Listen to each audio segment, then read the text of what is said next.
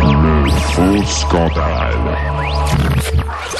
Non mais franchement, cette semaine encore plus que d'habitude, je me dois de m'indigner pour rendre hommage au grand monsieur qu'était Stéphane Hessel. La raison de mon indignation, c'est un sondage publié par l'IFOP cette semaine et qui affirme que 53% des Français sont favorables à la réduction des vacances d'été. 53%, vous vous rendez compte?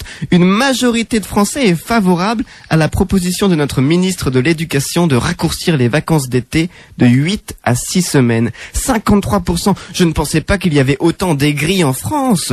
Bah oui, il faut quand même être sacrément aigri pour vouloir réduire les vacances des autres. C'est quand même pas très sympa, faut pas être jaloux comme ça. C'est pas parce que vous n'avez que 5 semaines de vacances par an qu'il faut que les enfants en aient 5 aussi.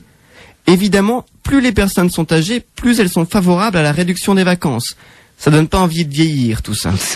Les salariés du privé, ils sont également plus favorables que ceux du public. Allez savoir pourquoi. Quant à ceux qui n'ont aucun enfant, ils y sont encore plus favorables, tu m'étonnes, ils s'en foutent, eux, ça les concerne pas. Et ils se disent que si les vacances d'été sont réduites, ils auront moins de monde et surtout moins d'enfants sur les plages début juillet et fin août. C'est un raisonnement égoïste. Mais en même temps, c'est vrai que quand vous êtes à la plage et que vous avez à votre gauche un bébé qui chiale et à votre droite des morveux qui courent dans le sable en vous en foutant plein sur votre serviette, c'est agaçant et on a tous déjà secrètement rêvé qu'un petit tsunami se produise. Un tout petit qui viendrait juste happer les plus légers. Mais en même temps, il faut penser à ces millions d'adorables enfants qui n'attendent qu'une seule chose chaque année, les grandes vacances. Avec cette réforme, qu'attendront-ils? Les moyennes vacances? C'est nul, tout pourri, c'est beaucoup moins vendeur. Tu pars où pour les moyennes vacances, toi? Non, franchement. Alors j'ai entendu des gens expliquer que pour ceux qui n'ont pas les moyens de partir en vacances l'été, attendre 6 semaines, ce sera moins long qu'attendre 8 semaines. Certes, c'est mathématique. Mais enfin, franchement, un gosse, quand il attend chez lui les bras croisés que le temps passe, 6 ou 8 semaines, ça change pas grand-chose pour lui. Dans les deux cas, il s'emmerde à mourir.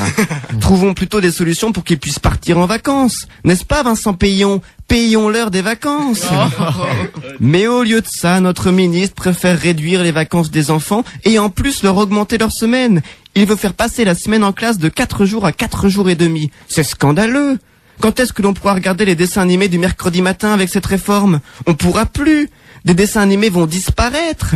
Vous imaginez le nombre de chômeurs en plus avec cette réforme?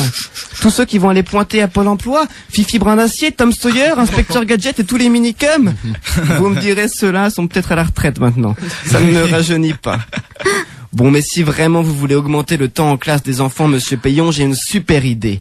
Relevons l'âge légal de sortie de l'école à 67 ans. Comme ça, on aura largement le temps d'apprendre tout plein de choses, et notamment qu'on ne touche pas aux grandes vacances. Non mais... Merci beaucoup Mathieu, et effectivement, je me suis revu sur la plage avec les gosses qui crient et qui vous mettent du sable partout. C'est insupportable. Insupportable. Oh là là.